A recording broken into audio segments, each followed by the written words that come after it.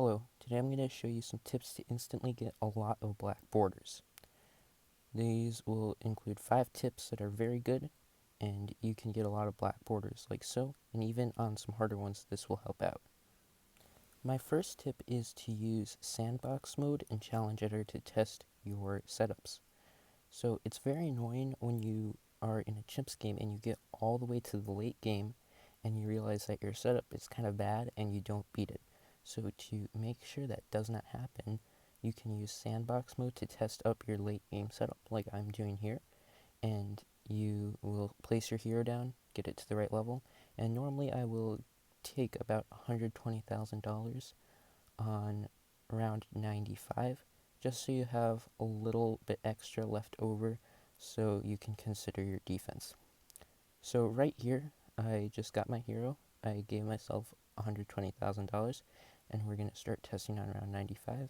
And I'm just going to get the towers that I'm going to try to get in this game, for example. So I'm just going to use a kind of weird setup here, but it's still a good example of this. So we have this, and if I were trying to do this in a real game and I get to late game and find out it does not work, well, that's just a lot of time wasted. So this will make it very easy, and you can know if your setup will work efficiently or not. So I'm testing it right here.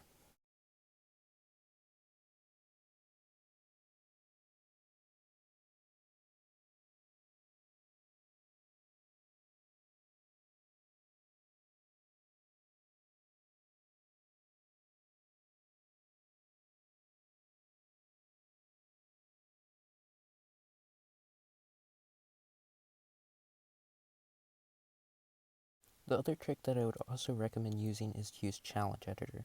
So right now I went into Challenge Editor and I found a new game, and this is what you do. You go to Hard, Chimps, you set it to round 6 and round 101 as the end. That's pretty important because you want to be able to look at your setup after and set everything to default and remove all like the powers and that stuff. And then from there you have a save file that's exactly Chimps, and you can use the retry last round button. So this is very helpful, especially for the harder ones, and I also make some of my videos in here. My next tip is to use support towers efficiently.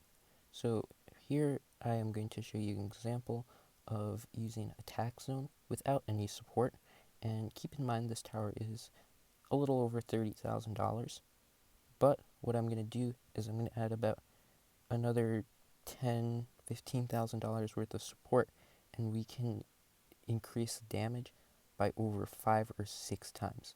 So with the attack zone, we're going to add an alchemist. We are then going to add a Moab glue and a village, and you will see how much more damage this does. It's pretty crazy. So support towers are huge, and you need to use them.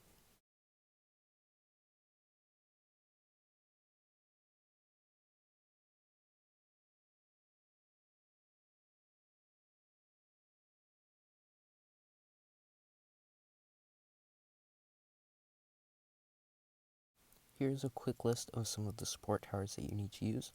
I will not have all of them in here, but this is a general group of what we need. So overclock, pretty self-explanatory, buffs some of the stronger towers. Sabo slows down the top layer of all Bloons and Mobs, very useful for larger stuff. Spike Storm, very good support for DDTs and the bad. Both ends of the villages, that's pretty obvious, they do a lot of support. The Alchemist is the biggest tower here. It buffs basically everything, and then we have both Glue Hose and Moab Glue. One is great for ceramics, the other is great for Moabs. And then I also put in here Maim Moab and Moab Press, which is very good at stunning Moabs. And also another lesser one is Impact. The next tip that I'm going to be talking about is using Synergy efficiently. So this one's a pretty interesting one, and this is an issue that a lot of newer players seem to struggle with. So I'm going to try to explain this pretty roughly. So here's the first example that I have. I have my hero and I have my damage tower. In this case, I'm going to be using the hero Brickle with a bomb shooter, but this is not really a good choice because Brickle does not do anything for the bomb shooter. So we're going to be using the ability, and the bomb does not really get anything out of it. So you're losing out on a lot of damage. A better hero for this choice would be Striker Jones that would buff the bomb. But now I'm going to be switching it to have Brickle and a sub commander, which is a very good synergy together because the Brickle's ability will buff the sub to make it a lot stronger when the buff uptime is shown. So for heroes, it's pretty obvious. You can see which heroes buff what. Some are more general, some are more specific, like Jones and Brickle, but this applies for other towers, not just heroes. There are also some more obscure synergies, like this primary mentoring with Moab Maulers. It's obviously one of my favorites, as you can see, but using the primary mentoring on an expensive upgrade, like the cross paths for bomb, is very good because you're getting a lot out of it. So there are some obscure traits about this tip, but it's pretty good to know. This next tip is also one that a lot of new players seem to get wrong. Something that they will say when trying out a chimps is that, oh, I don't have enough damage, I don't have enough damage. But in many cases, what you really might need is more pierce. So the difference between pierce and damage is pretty simple. Pierce is how much balloons your attack will affect, and damage is how many layers it will deal. And there are different subcategories of damage, but I'm not going to get into that. So first thing here is that we have this druid that is being buffed by Oben, and the buff gives more pierce. So because of that, we have a bit more pierce, so I'm going to opt to take the routes of more damage. But there are some cases where you want to have more pierce because your tower already has a lot of damage, but it does not affect enough balloons, so you would need the pierce buff. And there are other cases where it will affect a lot of balloons, but it's not the best with damage, so you'll need the damage buff.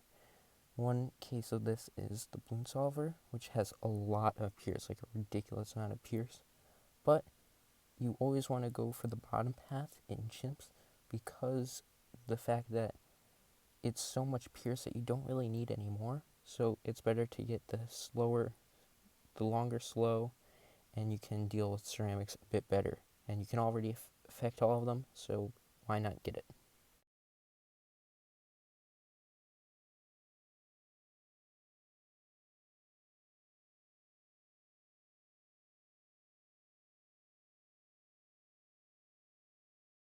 Another interesting thing that I wanted to put in is the difference between the pierce for the bottom path tier 4 boomerang, which is the Moab shove. I see a lot of people get 024, but you actually want to get 204, not only because it has more stun, but it actually has a lot more pierce and you can infect a lot more mobs.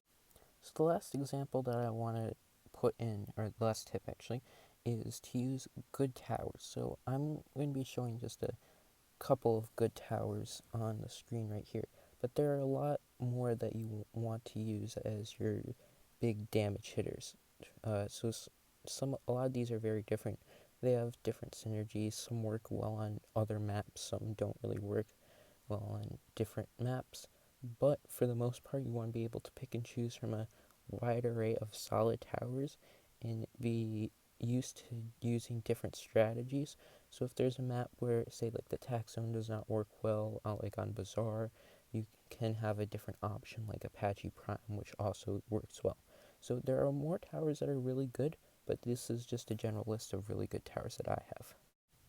And that's it. I hope you enjoyed, and if you have any other tips or strategies, just put them in the comments and I will be sure to look at them. Thanks for watching.